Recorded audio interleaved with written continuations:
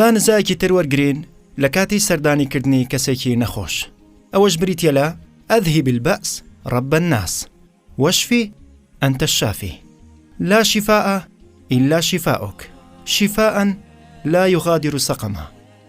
کەوایە بە دێر وەریان بگرین. ئەذهب دووری بخەرەوە، ذهب واتە ئەو ڕۆژت، ئەذهب دووری بخەرەوە داوا ئەکرێت نەک فەرمان بکرێت.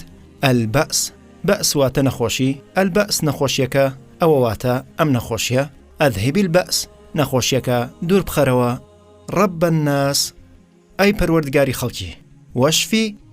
وەشفی لە دوو وشە پێگاتووە و واتە هەروەها ئیشفی چارەسەری بکە کە پێکەوێلکێنیت وەشفی و چارەسەر بکە. ئەنتە الشافی ئەنتە واتە تۆ باشە، الشافی چارەسەرکەر، ئەنتە الشافی تۆ چارەسەرکەریت. وەشفی ئەنتە الشافی و چارەسەری بکە، هەر تۆی چارەسەرەکەیت. کەوا ئێمە داوا چیەکەین؟ ئەذهب البأس رب الناس نەخۆشیەکە دوورخەرەوە ئەی پەروەردگاری هەموو خەڵکی، ئەی ڕەبی هەموو خەڵکی. کەوا یەکەم شت کەسێک پێویستە دان بەوەیە بنێت کە ئەڵڵاه ڕەبی ڕاستەقینەی گرۆی ئادەمیزادە، بەتەنها ئەو دروستکەر و دابینکەری هەموو خەڵکیە. اینجا وەشفی ئەنتە شافی لا شفاء إلا شفاؤك. ئێمە پێمان وایە کە دکتۆرێکی دیاریکراو هێنراوە و ئەتوانێت چارەسەرمان بکات، یان دەرمانێکی دیاریکراو یان حەبێک یان دەرزیەک کاریگەرترە، بەڵام بابەتەکە بەو شێوەیە نییە. تاوەکو ئەڵڵا تەعالا بڕیار لەسەر تەندروستی نەیات بۆ نەخۆشەکە، هیچ کەسێک ناتوانێت چارەسەری بکات.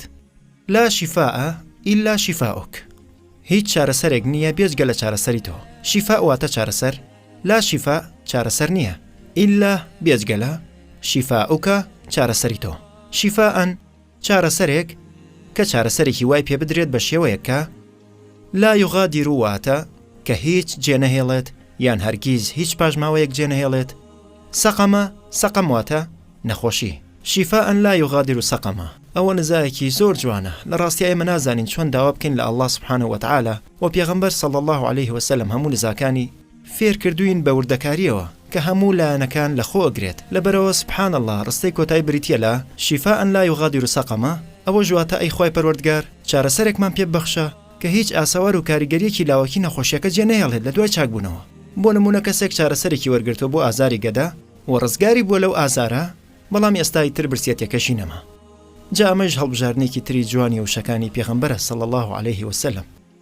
مەڕەض واتە نەخۆشیەکی گشتی و سەقەم واتە دەرد یان نەخۆشیەکی درێژخایەن کە هیچ هیوایەکی نییە بۆ چارەسەر. بۆیە پێغەمبەر صلی الله عليه وسلم فێری کردوین کە داوا لە خوا بکەین یا ئەڵڵا چارەسەرێکمان پێ ببەخشە کە هیچ کاریگەریەکی درێژخایەن جێ نەهێڵێت، هیچ کاریگەریەکی درێژخایەن و کاریگەری درێژخایەنی لاوەکی جێ نەهێڵێت. کەوایە ئێستا چوار دێڕەکە ئەمەیە و هەر دێڕێک دوو بەشە.